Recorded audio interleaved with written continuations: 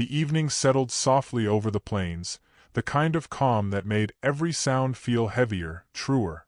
Dust drifted lazily across the earth, curling around the legs of a small wooden cabin like a tired spirit ready to sleep.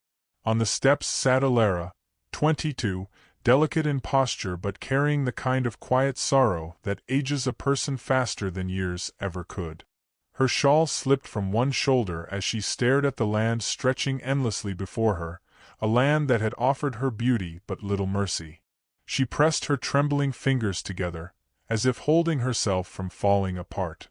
A distant rustle rose, followed by the slow, rhythmic thud of hooves. She didn't look up. She had learned long ago that looking up often led to more disappointment.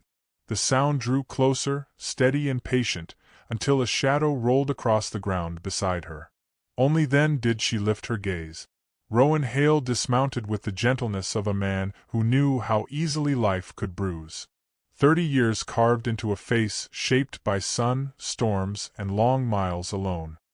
He dusted his gloves against his pants and watched her, not with curiosity or judgment, but with a kind of recognition, like he had stumbled upon something fragile he did not want to break. "You out here alone?" he asked softly. Alara nodded, her eyes fluttering downward again. Her voice came out in a thin breath, as though speaking cost her something precious. "No man is willing to take me as his wife." The words drifted into the cooling air and hung there. She didn't expect an answer. She didn't expect anything at all. The world she came from had taught her that wanting made people cruel, that asking made them laugh. Her parents had grown tired of defending her, the village had grown tired of excusing her, and soon she had grown tired of hoping. Rowan stood still, absorbing the trembling truth in her voice.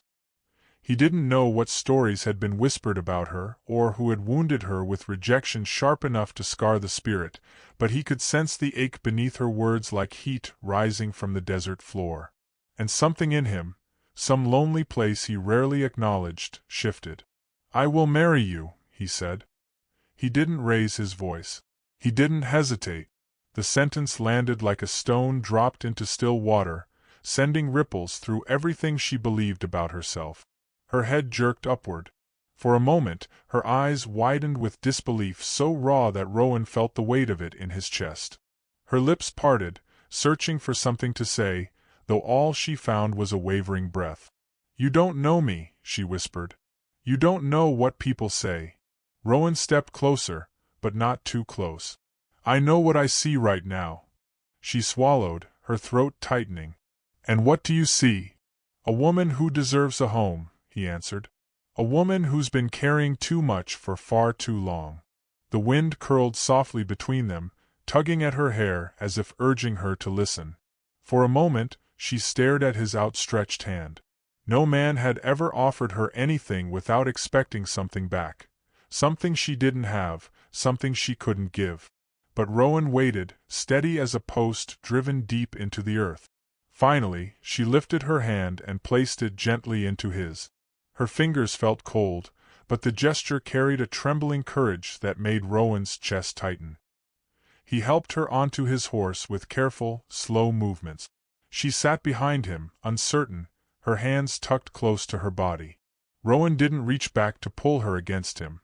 He rode forward calmly, trusting she would find her own balance. The gesture alone, giving her space, respecting her touch, felt like a kindness she had never known. The land shifted from stony paths to open brush as they approached his ranch. A lantern glowed faintly in the window, casting a soft halo across the yard. The place was humble. A single barn, a fenced pasture, a wooden porch worn by years of sun, but something about it felt sturdy, dependable, almost safe. Rowan helped her down and stepped aside, giving her room to breathe. Alara followed him inside, the scent of warm wood and old earth mingling with the faint smell of coffee left from earlier that day. She stood at the doorway, unsure where to place her hands or how to exist in a home that wasn't built from disappointment. "You can rest here," he said, setting a cup of water on the table. "Everything here is yours to use. You don't owe me anything." His tone wasn't grand. It wasn't heroic. It was simply true. And something about the truth, delivered without weight or expectation, softened the tightness in her chest. She drank slowly, the water cooling her dry throat.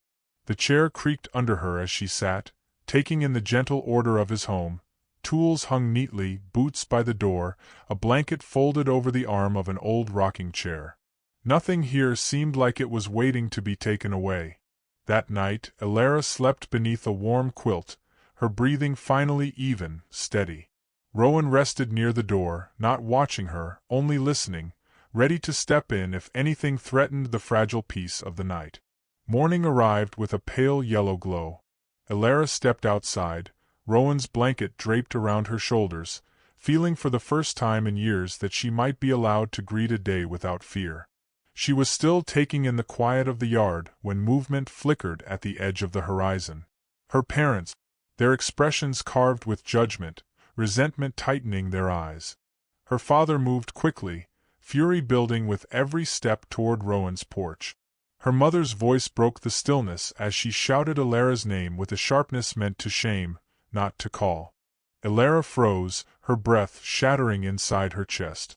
The blanket slipped from her shoulder as old dread overpowered the warmth she had felt only moments before. Her father reached for her arm. Rowan stepped between them. His stance wasn't threatening. It was immovable. "She comes with us," her father snapped. "No," Rowan replied calmly. "She stays here." Her mother scoffed, trying to push past him. "She's our daughter." "She's my wife," Rowan said. "And she will not be taken from a place she chose to be." The words struck like lightning, quick, fierce, irrefutable. Elara pressed a hand to her mouth, tears stinging her eyes. All her life, no one had ever stood before her like a shield. Rowan didn't raise his voice, didn't glare, didn't threaten. He simply protected her with the quiet strength of a man who meant every word he spoke. Her parents faltered. Their authority slipped away the moment they realized Rowan's resolve was not fueled by anger, but something deeper, conviction. They turned away with bitter murmurs, dust rising around their hurried steps. As they disappeared into the distance, Elara's knees trembled. She lowered herself onto the porch step, overwhelmed by the release of a cage she never realized she had lived inside. Rowan remained a few paces away. He didn't touch her or crowd her. He waited for her breathing to steady, for her courage to return in its own time. When she finally looked up, her eyes still damp, there was something different in them, something like a spark awakening after too long in darkness. "Why did you do that?" she whispered. Rowan lowered himself beside her, slow and measured. "Because no one should have to fight alone." Elara closed her eyes for a moment, letting the truth of that settle into the hollow spaces inside her. The morning sun warmed her skin, and she lifted her face toward it, feeling, not hope, not yet, but the first quiet permission to imagine it. A soft breeze brushed her cheek, and she realized she wanted to see where this fragile beginning might lead. She wasn't ready to claim anything, but she was ready to stay. For now, that was enough.